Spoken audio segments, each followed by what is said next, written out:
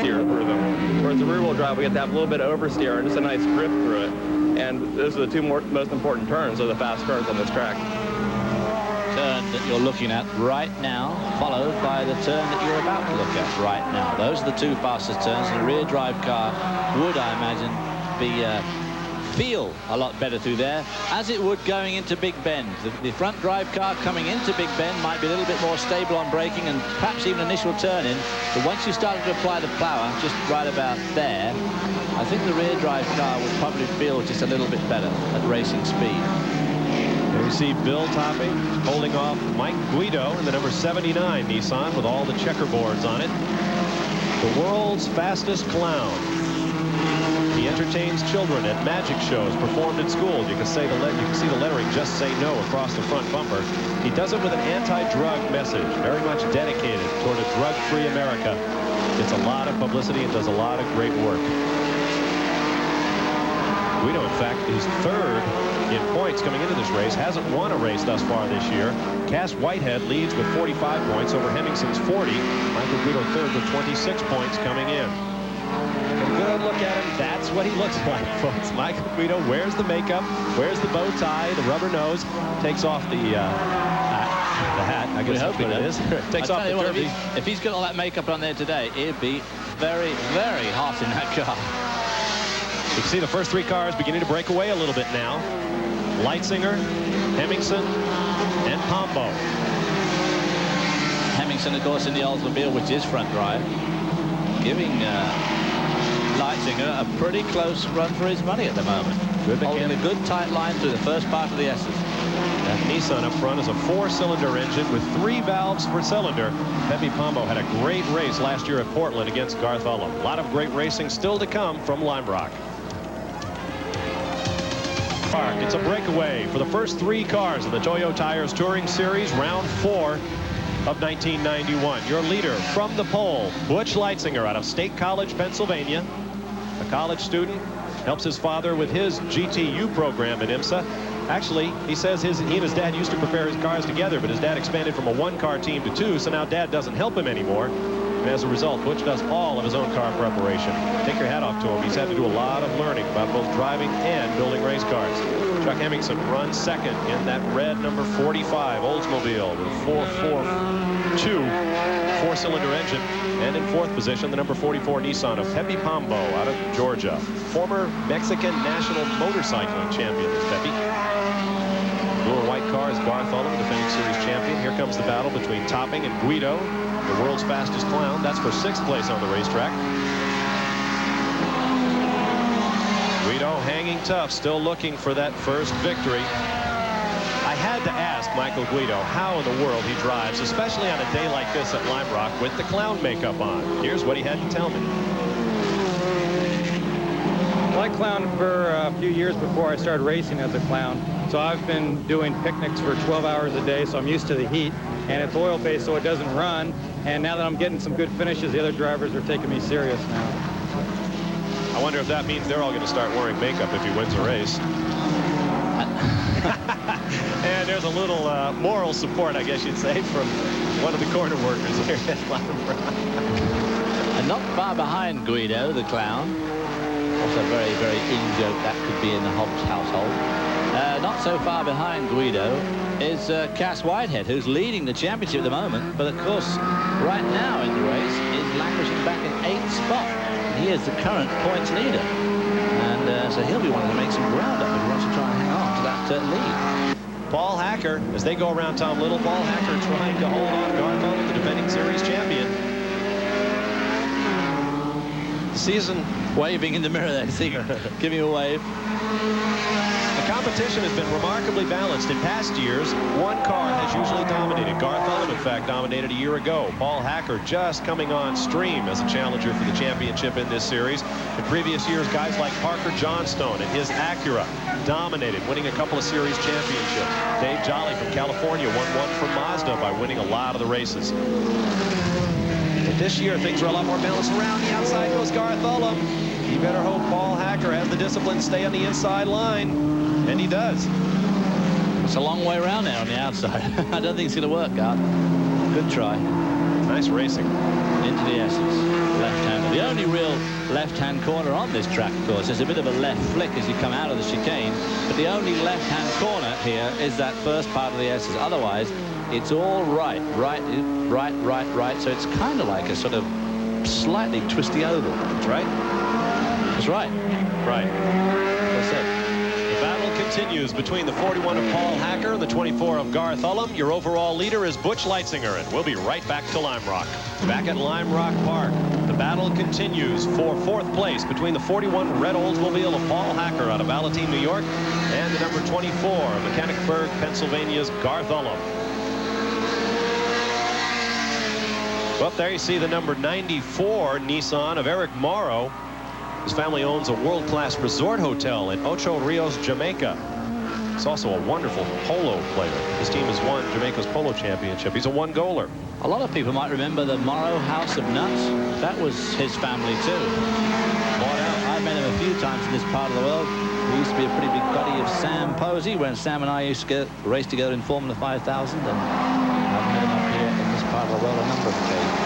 Eric Morrow's day is done, but the battle continues for Paul Hacker. Here comes Garth Ullum up the inside. After moving over to the inside. Oh! No. Garth Ullum says, that's my bit of road. Bit of debris there fell off one of the cars. Just saw it going down the middle of the road and don't quite know what it was, whether it's off Garth's car or Paul Hacker's. But something fell off one of the cars. I think it came off Garth's car, and that'll be a pretty dangerous piece of debris right in the middle of the racetrack, I believe. Ullum's car definitely seems to be a bit quicker down that long straight, doesn't it? And I'm not sure that he's all that much quicker onto the straight. These cars, of course, terribly frustrating to drive this type of car where you have absolutely no sort of seeming advantage over your opponents. I mean, you just absolutely have to chisel away for every second. And if you lose a bit, like drop back a couple of seconds, it takes you all day to get it back. Let's take another look at what happened down there going into turn 1. Whoop, gives him quite a bang there. Oh, it's just a bit of Garth's car. Yeah. Locks up his own rear tyres. Hacker only just gets away. He jammed himself down the inside. Probably had some pretty serious thoughts about giving him another bump there. Hacker again moves to the inside. Nowhere for Garth Ullum to go. Let's get a comment from the pit lane and Chris McClure. We're standing by with Paul Rossi, who builds the engines, owns the cars, and he's watching closely. That's Garth Ullum driving his machinery out there. Just a lap or so ago, he got real excited. He said, that boy can drive. Yeah, that's Garth Ullum. He's right now positioning for 4th place, trying to run around that Oldsmobile. We got changed and we lost our turbochargers this year. We won the championship, as you know, last year, and that cut us back about 100 horsepower. So we're taking 125 horsepower trying to keep up with these fellas here, and I think we're getting closer every day. But the significant thing, I think, here is that the crew worked night and day, because in Motorsports, the last race just 7 days ago, actually 6, Joe Pez's car was a total write-off. They said it wouldn't be back. And here he's out here climbing from 17th place, and I believe he's up at 9th now. And Joey's doing a heck of a job today. 9th or 10th. Good job by both your men. Thank you. Now, Hacker is kind of not doing anything illegal, but to my mind, this just wandering all over the racetrack when you're in front, I mean, there really ought to be, there is a limit to it. I mean, where is it going to end, you know? I mean, I'm not going to save you. I want to hear what you have to say about that. What do you do? And what do you do to improve a car like this? I mean, he says he has 125 horsepower. They're trying to get faster and faster. They are getting faster and faster. In a series as heavily restricted as this, what can you do? Oh, my. Wait a minute now. well, of course, that's what happens when you block long enough. The guy behind gets pretty ticked off, and the next thing is you find yourself gyrating in the sand. I think Garth Ullum is trying to send a message here. Yeah, he'll send it all right in a minute. He'll be off the road. And then there'll be tears in the pits. They'll be saying, well, I don't know why he did that. Well, let's see what happens now. Fast part of the racetrack, sweeping right-hander, West Bend. The old seems to have just a little bit more here, down the hill. But when they come to the straight, the Talon seems to just have a bit more.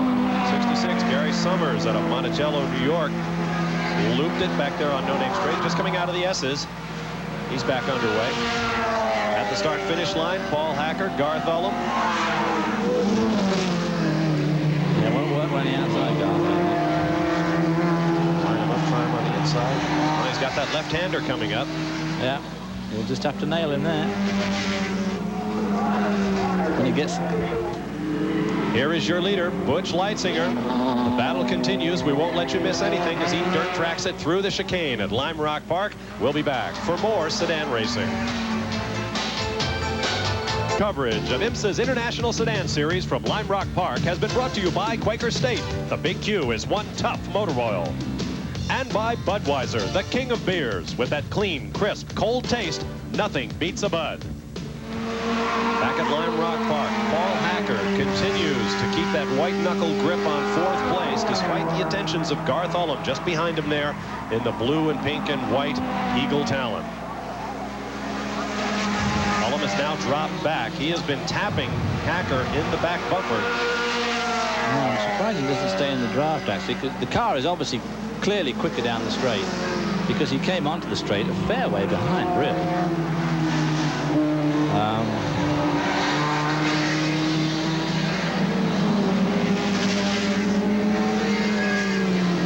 This is the battle for fourth place. Up ahead of them, your leader is Butch Leitzinger, followed by Pepe Pombo in a Nissan 1-2. Chuck Hemmingson, Hacker's teammate, runs third in an Oldsmobile, followed by this battle, Hacker and Ullem. Michael Guido, Cass Whitehead, Bill Topping, Joe Pezza, and Burnell Cochran fill out the top 10. Pezza up from 17th, now running 9th. Cass Whitehead has got round Bill Topping in the Sierra XR4 TI, and he's now behind Michael Guido. Cass Whitehead needs to keep going here if he wants to keep his points lead in this championship. Whitehead driving for veteran IMSA Sedan campaigner Doug Wallace. He's not going to hold on to the points lead. Right now, this man leads the race. Pepe Pombo just behind. Hemmingson in third, hoping to take over the points lead today if he can hold on to that position or perhaps improve it. But right now, he doesn't seem to have anything to do with those Nissans. There's the gap back to this great nose-to-tail battle for fourth place. And we're just waiting for something to happen here. I would think apart from else, Garth Ullem's car is getting a bit warm, I should think. You've got to be a bit careful how you nudge people, too, because you can close up the radiator duct or break it. And, of course, you're trying to spin the guy off. You can usually do the same thing to yourself if you're not very careful. A low sun here at Lime Rock Park on a very hot day. I mean, sweltering. It is in the mid-80s, 85% humidity. We had a morning fog, but the sun burned that off, and that has helped a little bit. Things have dried up a tad, but it is absolutely thick here today in northwestern Connecticut. A lot of people, too. Big, big crowd enjoying this sunny day, sitting on the hillside here overlooking Lime Rock, one of the best viewing circuits in the country, and a big crowd here enjoying this racing. At this point, we are on the final lap, and Butch Leitzinger out of State College, Pennsylvania, looking for his first career victory in the Toyo Tires Touring Series. Might make it a flag-to-flag affair from the pole, a tour de force for the 22-year-old college student. And this is that battle for fourth place. If Garth Ullem is going to get it done over Paul Hacker, he's going to have to do it soon. We've been waiting for fireworks. That's where he needed to do it. Down to the climbing turn they go. Brake lights flash, but up front, the checkered flag awaits for Butch Leitzinger. Pepe Pombo right on his bumper, and Nissan will flash across the finish line under the checkered flag from IMSA flagman Jim Sidley. And a fist in the air and a hand out the window. A gulp of cool air